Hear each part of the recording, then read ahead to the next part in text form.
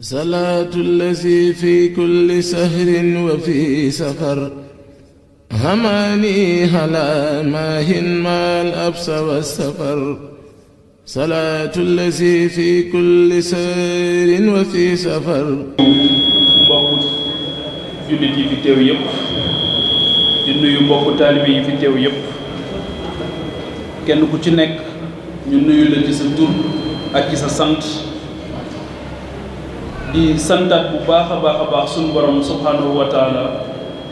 moom mi nga xamante ni moo ñu boole defal ñu tawféex ba ñu mën a bokk ci jotaay bi di ko sant ci lu bare te lu ñu ci xool càmbar ko rek ba mu jeex dañuy gis ne du logique bu doomu aadama rek moo ñu ci boole waaye tawféexam la ak kàttanam ak nammeelam kon ñu koy sant bu baax moom suñu borom subhanahu wa taala di santaat yàlla bu baax a baax ci dëkk bi nga xamante ni fi la waxtaan wi amee muy Touba sant bu baax a baax Cheikh Ahmadou Bamba Khadim Rasoul santaat bu baax a baax tamit ci waxtu wii mu am ak jamono bii mu am ak weer wu tedd wu màgg bii nga xamante ni ci la ñuy dee waxtaan bi muy weeru safar di ñaan suñu borom rek lépp loo xamante ni borom bëgg na ko ci muy ci dëkk bi muy ci weer wi muy ci bés bi ñu jëm suñu borom defal ñu ci kàttan ak tawféex ba ñu mën koo jëfe ba màng ci leer yooyu ak yiw yooyu lu màgg di ñaanal bu baax Cheikh Mouhamadul Mountakha Bachir suñu borom guddal fanam yokk wéram ba li nga xamante ni yëpp mu ngi koy naal di ko bëgg liggéeyal ki nga xamante ni moom mooy Cheikh Ahmadou Bamba Khadim Rasoul sunu borom defal ko ci lu kawe njortam ak ñi mu ko àndal yëpp njabootu Cheikh Ahmadou Bamba Khadim Rasoul yëpp. di gërëm bu baax kilifa yi ñu fi fekk yëpp kenn ku ci nekk bu ñu sañoon day jaar ci sa tur jaar ci sa sant bu ñu sañoon nit nii mu demee sax ba xam naa ne jamono ko indi ba ñu toog ci kaw nii sax. du demee noonu ñu ciy jéggalu bu baax di gërëm bu baax a baax kenn ci ñoom muy Serigne Saliou Serigne Modou Fati Khari di sunu kilifa ñu teg ngërëm li ci loxoom mu jàll leen ñu ko ci kilifa yi fi teew yépp muy délégation Serigne Ahmadou Badawi ak Cheikh Ahmadou Rafahi Mbacké ñun ñëpp ñoo ngi leen di nuyu di gërëm bu baax tamit sama wëllëre yi nga xamante ni fekk naa leen fi tey muy Serigne Abdoul Khadr Ba Majalis moom matuma ci moom seede ndax kóllëre bu yàgg bu dëgg ak cofeel bu dox suñu diggante ma naw ko lool ci liggéey bi nga xamante ni moo ngi koy liggéeyal Cheikh Ahmadou Bamba Khadim Rasoul fii ci Touba ak fële ci Dakar ak fu bari ci biir Sénégal di gërëm bu baax Serigne Mamour Amdi moom yàlla dafa dogal man maa def ay pexe ba jokkoog moom ngir rafetlu liggéeyam boo xamante ni gis naa mu koy liggéey ci yoon wi kon sëñ Mamor sama xol sedd na bi ma ñëwee fekk la ñu bokk jotaay boo xamante ni xam naa ne ndimbal la ak tawfeex ci man di gërëm bu baax boo xamante ni nag lii ñuy def doyen la ci ñun muy Serigne Lamine Diouf bu Hizbut Tarqiyyah ñu seen ko ne leen ci ginnaaw sant bu baax ci fekk gi mu fekkee jotaay bi nga xam moom précurseur la ci lii ñuy def de façon générale waaye ci fii mu koy defee ci segment bii mu nekk muy toolu Cheikh Ahmadou Bamba bi moom da cee nekk koo xamante ni ci lañ ko fekk mu nekk royukaay ci ñun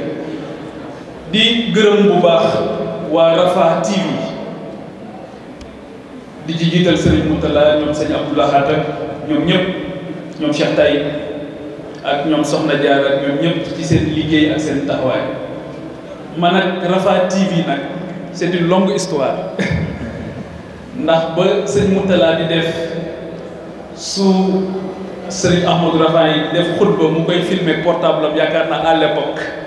boobu la ñu commencé woon am relation man ak moom moo koy suivre yenn saa yi ñu jokkoo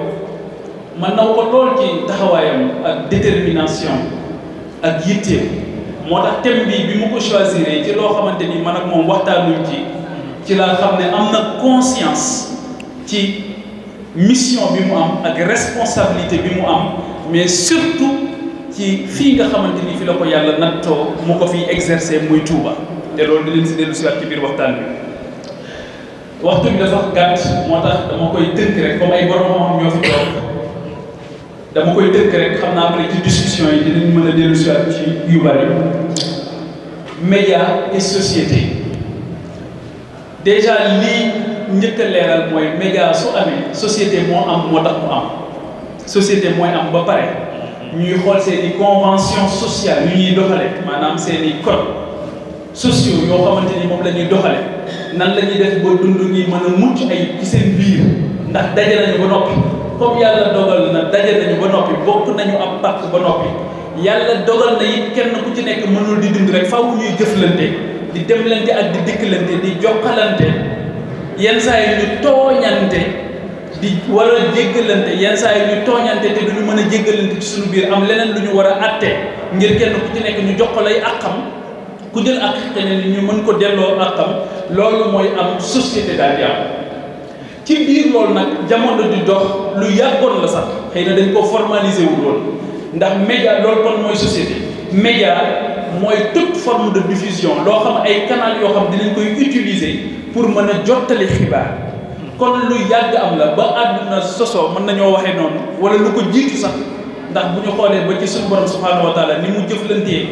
malaayika yi ni mu jëflantee ak yonent yi dinañ xam ne kon gënoon naa sori waaye loolu du ñu ci ñëw ndax day sori loolu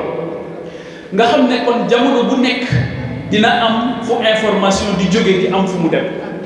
donc canal yi nga xamante ni moom la ñuy utiliser mu nekk par voie imprimée wala par voie électronique donc loolu mooy média ci ni nga xam ne noonu lañ ko mën a tënkee ci biir boo ko buggee toj mu ñëw ci xeetu médium yi nga xamante ni am na mu am télévision mu am rajo mu am presse écrite am léegi nag ce qu'on appelle les nouveaux médias muy li nga xamante ni loolu mooy réseaux sociaux yi te pour man loolu moo waral coow leeg njàmbat bi yëpp en tout cas bokk nañ ci ñi nga xamante ni ñoom ñoo accéléré li tax suñu société ak suñuy borom xam-xam war a ittewoo surtout chercheurs yi war a ittewoo mbir mi nga xamante ni jamono indi na ko ba mu nekk ci suñu biir ñu gis jafe-jafe yi nga xamante ni mu ngi koy indi ci suñu dëkkin ñu gis jafe-jafe yi nga xamante ni mu ngi koy indi ci li ñuy wax les codes culturels te dinaa ci dellu si ci inconvénients yi su boobaa nag dafay jar ñu def ci taxaw seetlu ba xool lii bu dakut fan la mën a jëm ndax dañoo war a wëlbati jubloom wala ndax dañoo war a yëkkati yitte ñi nga xamante ni ñoom ñoo ko amee muy kii pratiquer média ak instrument bi mu yor nga xamante ni foo takk dangerosité am foo takk puissance am foo takk pouvoir am daanaka jéggi na dayoo keroog rek damay waxtaan ak borom xam-xam bu tudd Cheikh Abdoulaye Sané mu ne ma pouvoir média moom li ko ci gën a impressionné mooy mën nañoo jël léegi lu bon baaxal ko ba mu baax ci bëtu nit ñi wala ñu jël lu baax bonal ko ba mu bon ma ne ko sax am na ku ma mës a dégg mu ne moom média yi mës nañu koo bonal ba nee na bu xëyee jàkkaarloo moom ci seetu boppam danaan noo kii du man nee na dem na sax ba bëggatul boppam ba ñàkk confiance ci boppam te loolu bu fa nit eggee moo ngi dugg ci benn crise existentielle boo xamante ni su amut lu ko téye dellu si ko rek musiba kon les chercheurs ñi nga xamante ni ñooy borom xam-xam yi ak ñi nga xamante ni ñooy yarkat yi xam nga tey jii bi Covid 19 ñëwee dañu fëgg chercheurs yëpp ci laboratoire yi gën a mag ci àdduna ne leen am ngeen responsabilité bu mag mooy lii fi dugg di mbas mi wax leen nit ñi nu ñuy def ba mucc ci loolu wàllu zahir la waaye ci wàllu baatin tam dañoo am ay généralistes ak ay spécialistes ci wàllu xel ci wàllu xol ak ci wàllu ruux ñoom tamit su mbir yi amee dañuy interpeller seen responsabilité ak seen mission ci ne waaw nan la ñuy def kon ba mën a defar nit ki ba yëkkati ko fii nga xamante ni fii la bëgg a nërmeel boppam ba delloo ko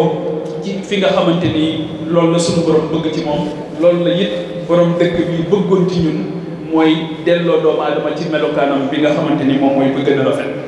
donc média ñëw na société ñëw na puissance feeñ na ci pouvoir feeñ na ci influence feeñ na ci li nga xamante ni moom mooy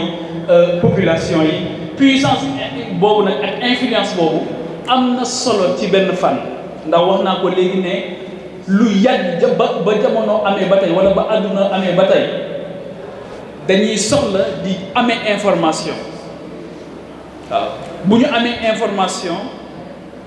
foofu tamit suñu ko temps bi mayoon mën nañoo ñëw leeral sax ci différence sama communication ndaxte loolu it lu ñuy jaawale la ci jamono bi te lenn lu ci nekk métier boppam la lenn lu ci nekk science boppam la donte dinañ am ay similitudes waaye am nañ ay différences yoo xamante ni ay différences yu fondamentales la te souvent jaxase gi sax dina am lu bëri lu muy indi ba ci ki nga xamante ni dafay toog di joxe information su fekkee ne dafay jàllale boppam comme un communicant su boobaa nekkatul ci information waaye ci communication la nekk et bu ñu waxee communication ñoo ngi ci valorisation ñoo ngi ci influence souvent sax ñoo ngi ci manipulation des masses donc loolu it ay buntu la yu bëri yoo xamante ni xëy na du fi xaj donc influence bi nga xamante ni média dina koy am lu mën a am solo la ndax tey jii ñëpp ko ittewoo ngir mën a toucher ndax média vocation première am mooy toucher un public extrêmement large nan lay def ba lii may wax wala nan lay def ba bu weeru safar bi teroo Cheikh Mouhamadul Muntaka woo Cheikh Mouhamadul Bachir ibn Cheikh Abdou Khadir ne ko de am naa xibaar boo xamante ni bëgg naa tey fépp fu taalibe nekk jot ci wala lu ëpp boog ci taalibe yi jot ci lu ëpp ci jullit ñi jot ci fu ñu mën a jaar fan ngay jaar fu dul ci média yi ci média classique yi ngay jaar muy télévision rajo ak presse écrite ak ci médias sociaux yi ngay jaar kon am na solo am na lu ko gën a jiitu it waaye dànkaafu woon nañu it nañu bu xibaar ñëwee nañu ko càmbar filtre léegi nag foofu la éducation des masses di duggee ngir am solo ngir mbir moo gis rek jàpp naa ne bu mu mën di nekk ni mu mën a jëriñee wala lu ci ëpp bopp noonu la mën a lore léegi nag tout dépend de l'usage ban jëfandiku lañ ci am tout dépend aussi de ki nga xamante ni moom moo koy jëfandikoo ak ban ambition la ci am ak ndax moom waajaloon nañ ko ngir mu mën a jëfandikoo loolu nga xamante ni moom mooy média bi waaye ñi nga xamante ni ñoom ñoo nekk ci média yi ba xëy na seen Moutala ak seen i kilifa daal di yittewoo waxtaane ko tey ñooñu nga xamante ni ñooy jëfandikoo média yi bàyyeekoo wuñu planète Mars bàyyeekoo wuñu beneen planète duñu ay extraterrestres ci biir société bi la ñu bàyyeekoo kon ñi bàyyeekoo ci biir société bi ñoom ñooy dem ci média yi di ko utiliser kon bu jafe-jafe amee xëy na dinañu joxar bi baaraam ñi nga xamante ni ñoo téye média yi waaye su boobaa aussi dinañ questionner environnement sociologique bi nga xamante ni moom moo leen produire donc ay bunt ay réflexion rek lay tijji ba nga xamante ni kenn ku ci nekk su boobaa acteur bu ci nekk dinañ la mën a interpréter ci sa rôle ak ci sa responsabilité bu dee baax na ban responsabilité nga ci am waaye bu dee safaan nga it am na ban responsabilité nga ci am donc kon avantage yi duñu ko discuter lu am ay avantage lu am tamit ay inconvénients la inconvénient bi nga xamante ni tamit gis nañ ne moom la gën a jur te jamono indi ko mooy li ñuy wax éclatement des systèmes de valeur médias yi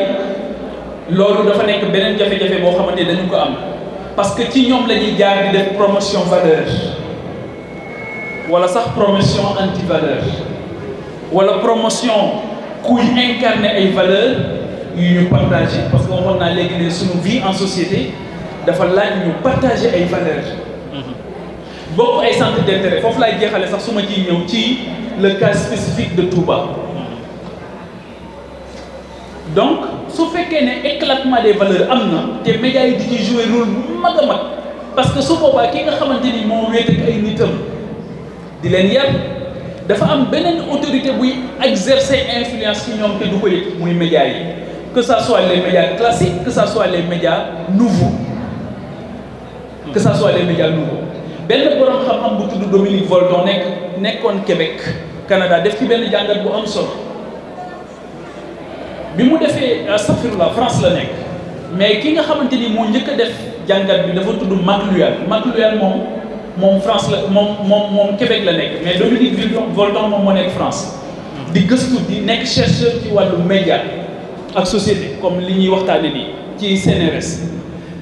mu def benn gëstu wax ne Dominique Voldon bind benn téere daal di koy tuddee McLuhan ne répond plus McLuhan moom mooy ki nga xamante ni moo njëkk a génne baatu village planétaire village global moom moo ne woon avec les technologies de l'information et de la communication adduna bi dootul nekk ay gox yu fasantikoo yu wuute nii ci adduna bi ni mu demee nii ni mu demee woon boog nga xamante ni dara mën naa xew fenn ba jeex te ñi xew ci nekk feneen du ñu ko yëg Maclouane ne léegi ak nouvelle technologie de l'information yi adduna bi léegi benn village lay nekk benn dëkk-dëkkaan rek lay nekk. bi Dominique Volton ñëwee daal di saytuwaat gëstu ba kooku defoon Maclouane te loolu moo am solo ci gëstu loolu moo tax gëstukat yi jamono bu nekk dañ leen di interpeller ci seen responsabilité mooy ñoom sëñ Abdou Khadre rek ñoom sëñ Mamour jamono bu nekk li ñi fi jiitu woon li ñu gëstu woon ba pare yow mii ñëw dañ ciy amaat beneen responsabilité ci càmbaraat ko daal di ciy jeter un regard souvent même critique pour xool nan ngay def ba am loo ci dolli wala loo ci jël ngir gën koo mën a réactualiser ngir nit yi jamono mën cee jëriñoo te bu ñu xoolee Cheikh Ahmadou Bamba Khadim Rassoul def na ko ci téere yu bari yoo xamante ni fekkoon nañu taalif ko dëppootul ak jamono waaye am lu am solo lu ca nekk mu jël ko dëppale ko ak jamono daal di étudier la sociologie ak l'anthropologie ci nitu jamono xam ne sama nitu jamono kat bu ma leen bàyyilee téere yi ci ni ñu ko bindee ci façon bi ñu ko bindee xëy na du ñu ko mën a jëriñoo loolu moo tax mu jël ko tëgg ko yeesalaat ko defar ko ba mu gën a mën a jàppandi ba sama classe gi nga xamante ni sax jànguñu xamuñu dara mën cee jëriñoo donc loolu tamit lu ñu koy delloowee njukkal la léegi ñun ñi dañ ci am responsabilité liggéey boobu nag moom la Dominique Volton def ci liggéeyu Maclouane daal di waxoon ne village global la ñuy dem avec les technologies de l'information et de la communication mooy li ñu tuddee woon les NTIC les nouvelles technologies de l'information et de la communication te léegi ñu ne nekkatul nouvelle technologie léegi TIC rek la technologie de l'information et de la communication médias yi daal di ciy dugg léegi Dominique Volton wax ne dañoo jàppoon ne avec ces nouvelles technologies on allait communiquer plus mais mu ne on s'est rendu compte qu'on ne communique plus jàppoon na ne on devait communiquer plus mais on ne communiquait plus ñu ne ko waaw loolu lan moo tax nga wax ko mu ne ndax Djibril Fall yow da ngay jóg tey ànd ak sëñ Abdou Khadre Ba ngeen dem ci benn jotaay ne da ngeen di toog pour waxtaan kenn ku ci nekk yittewoo waxtaan ak ñi nekkul ci jotaay ba à travers les téléphones waaw nga xamante ni su ngeen toogee yéen kenn ku ci nekk mu ngi yittewoo xam information ban moo xew léegi ci sa fil d'actualité waaw yaa ngi xool fil d'actualité bi à la minute lan moo xew yow léegi ñëw nga pour waxtaan finalement waxtaanatoo te loolu mën naa feeñ sax ci jotaay bi tey jii ñu bari au lieu que ñu teewlu waxtaan bi te pourtant moo tax ñu def ay kilomètres dañuy nekk ci seen téléphone loolu te nekk gi ngay nekk ci sa téléphone pouvoir la boo xamante ni nouvelle technologie yow teg na la ko te yow yëgoo ne moo ngi am influence ak pouvoir ci yow te sañoo koo bañ nga xam fi mu ne nii même boo demee sax ci kilifa di waxtaan ak moom doo mën a résister sax à l'envie de l'enregistrer ou de le filmer loolu moo tax kilifa yu bari léegi booy dugg ci ñoom dañ naan la sa téléphone bi kat bu mu duggaale ndax xam nañ sax ñu wax ko donc loolu it nekk loo xamante ni yarkat yi ak gëstukat yi dañ ci am responsabilité par rapport ak 50 ans ci kanam ak 100 ans ci kanam technologie de l'information et de la communication ak les nouveaux médias fan la ñuy yóbbu loolu moo tax ma jàpp ne dëkk xam-xam yi te àdduna wane na ko ci lii mooy le financement de la recherche ak de l'innovation fan lañ ci toll loolu moo tax dëkk yu bari dañuy financer ci laboratoire de recherche ndax laboratoire de recherche yi rek ñoom ñoo mën a gëstu lii ndax lii waxtaan bii du ko lijjanti mën naa fi wax inconvénient mën naa fi wax avantage buñ la dégloo sax alhamdulilah waaye mën nañ laa bañ a déglu sax ndax li ngay waxtaane moom am na influence ci ñoom ba pare donc laboratoire de recherche yi ñoom ñooy def nag taxaw seetlu ñooy gëstu yu gën a xóot daal di jokkaloog ñi nga xamante ni ñoom ñoo am décision à travers les systèmes d'éducation à travers les codes culturels à travers les codes d'éducation ngir mën a joyanti à la base te loolu rek la dëkk yi rawante mooy dëkk yépp boo ci dem tey ji su ma agsi woon Touba daal di ne est-ce que Touba am na laboratoire de recherche boo xamante ni am na fi dans le domaine de la sociologie ci ñiy góorgóorlu ci wàllu àdduna ak ñi nga xamante ni ma ko waxee woon léegi bu wàllu madda jàllee ñi nga xamante ni tam ñooy ittewoo xel ak xol ak ruux ñoom tamit jamono bu nekk seen interpellation day gën a mag ndax ñoom sax lu ci bëri dañ leen di tooñ ndax dañuy nekk jàpp seen jàmbur nekk ci seen barab di góorgóorlu yeneen influence extérieure fekk leen fa di leen sonal yu métti léegi moo taxoon ma doon tudd laboratoire de recherche ak ay chercheurs yoo xamante ni tamit dañuy taxaw ngir jamono bu nekk di gëstu li nga xamante ni mooy xew tey ak di sonal doomu aadama ci mu mën a di fàttaliku jamono bu nekk li ko fi indi bàyyi ko fi ni ko Serigne Saliou Mbacké doon wax radiyallahu anhu ak li nga xamante ni loolu bokkoon na ci li tax Cheikh Ahmadou Bamba sanc dëkk bii ak yeneen dëkk yi nga xamante ni yëpp moom la sancoon. kon laboratoire de recherche lu am solo la ñu ciy bàyyi xel bu baax tamit lu am solo la di ko formaliser tamit dëppale ko ak adduna ba nga xamante ni bu yu mel nii amee problématique yu mel nii bu amee sonal nit ñi ñu mën cee góorgóorlu donc doon naa tudd léegi ci inconvénients yi l'éclatement des systèmes de valeurs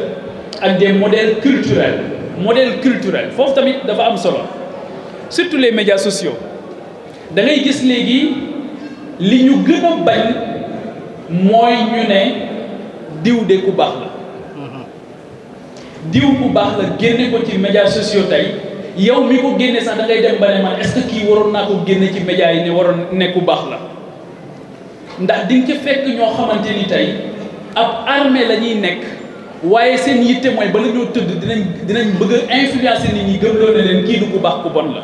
kon ñoo ngi influencer pour ñu dindi ne kii kat matul référence matul li nga xamante ni moom la ñu kii leneen li mooy média dafay consacrer ce qu'on appelle le droit à la parole ñu jàpp ne kenn ku nekk rek war ngaa mën a taxaw ci pénc bi yor parole di wax ku ne bëgg a am sa média dañuy egg sax ci ku nekk léegi ba ci sax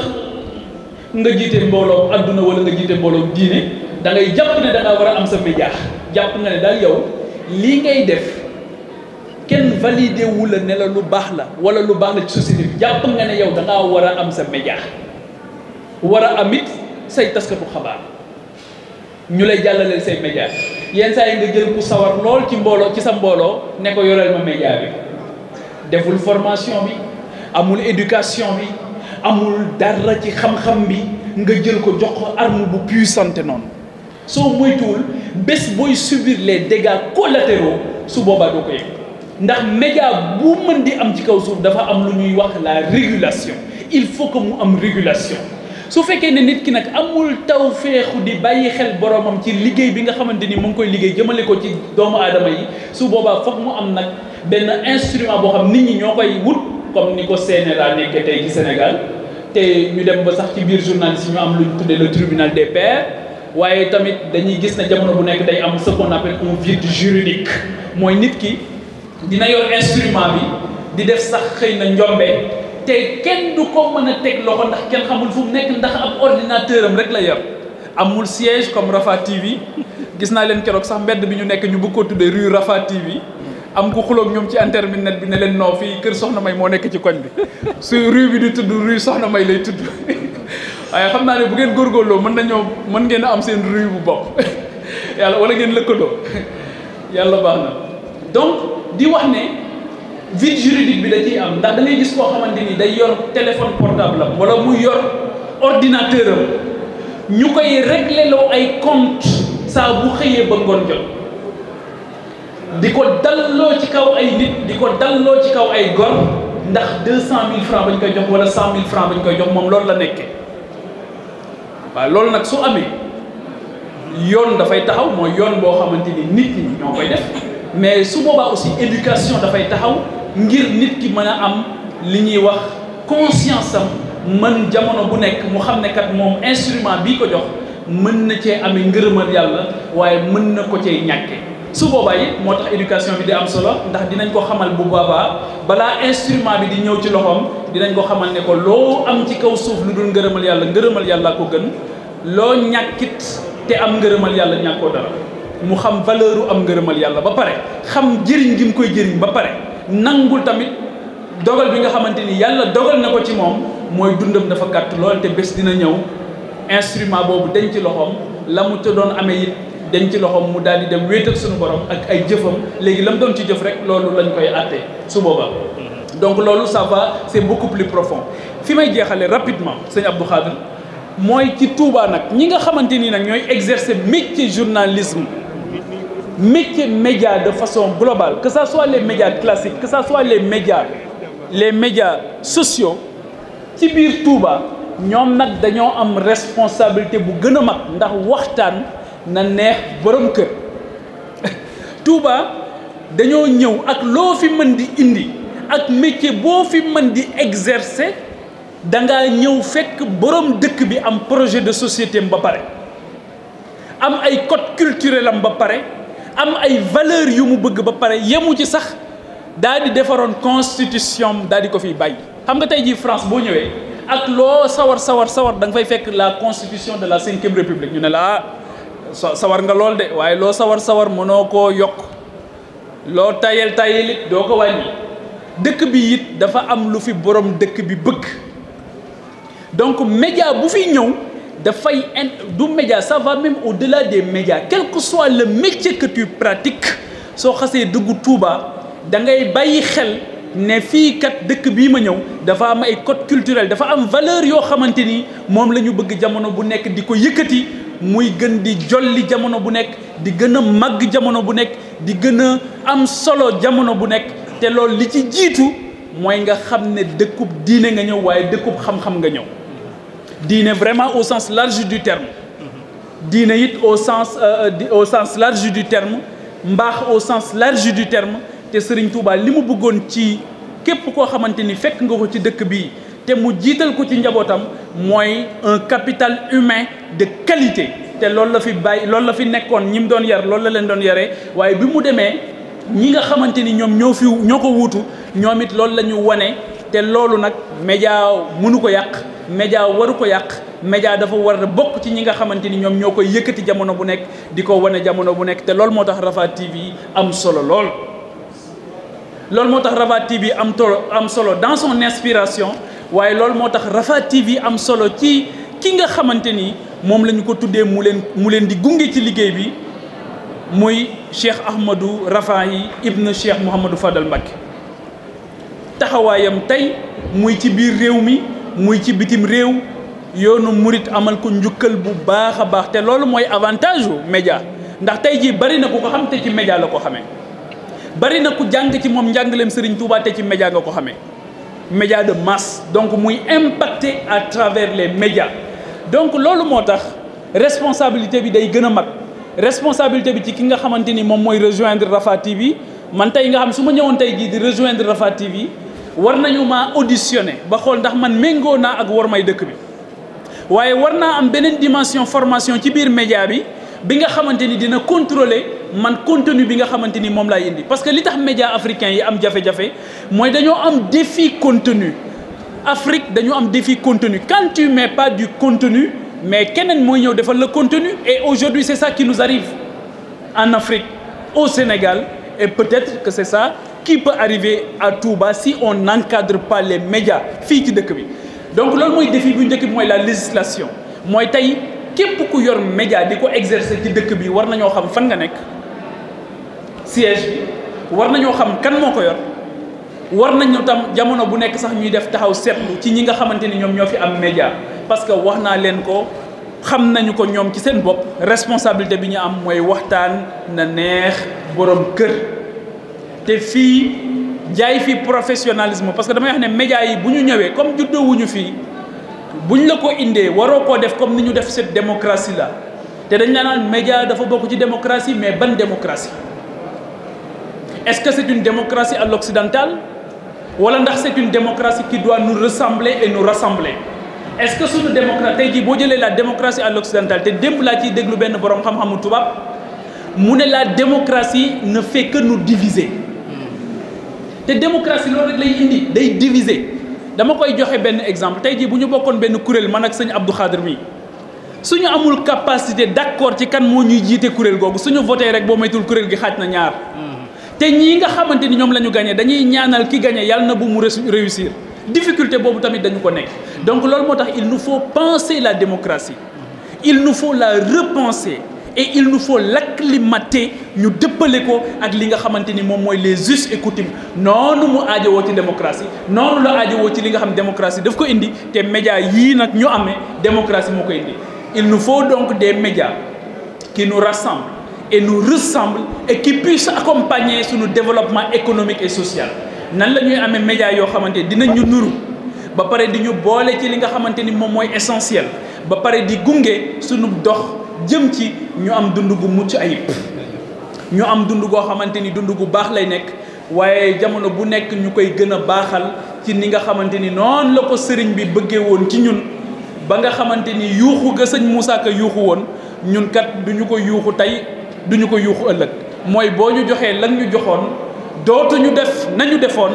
xanaa yëgoon a yaru nañu boo ñu joxee lan ñu joxoon dootuñu def nañu defoon xanaa yëgoon a yaru nañu donc jamono bu nekk instrument bi ngay am ci sa loxo soo ko jëfandikoowul noo ko warul jëfandikoo yàlla de bu ëllëgee mën na laa yar waaye bu la mu la yar àdduna dina la yar àdduna dina la yar donc maa ngi leen di gërëm bu baax jamono bi moo xat lool ak kilifa yi fi teew ñu leen di jéggalu bu baax ci kàddu yi nga xamante ni yëkkati nañ ko jafe-jafe bi ma gën a am surtout mooy ñii ñu ma booleel table te ñii fu ñuy toog di wax man damaa war di yor bi di bind di jël note muy Cheikh Abdou Khadre ak sëñ Mame Mor donc di leen gërëm bu baax di leen sant di baalu àq ñëpp di baalu àq ñëpp di ñaan suñu borom subhanahu wa taala bés bi ñu jëm fukki fan ak juróom-ñett ci weeru safar yàlla dimbali ñu fekke ko mu dimbali ñu def ko ni ko borom dëkk bi bëggee ñu màng ci ngërëm màng ci ay leer yu màgg daje ceeg ngërëmal sunu borom subhanahu wa taala daje ceeg ngërëmal yonente bi sallallahu alayhi wa sallam daje ceeg ngërëmal Cheikh Ahmad Bamba Khadim Rasoul daje ceeg ngërëmal Cheikh Mouhamadul Muntaka Bachir mi nga xamante ni tey jii moom moo fi nekkal Cheikh Ahmad Bamba Khadim Rasoul jërë ngeen jëf. salaatu allazi fi kulli sahrin wa fi safar hamani ala maahin maal absa wa safar salaatu allazi fi kulli sahrin wa fi safar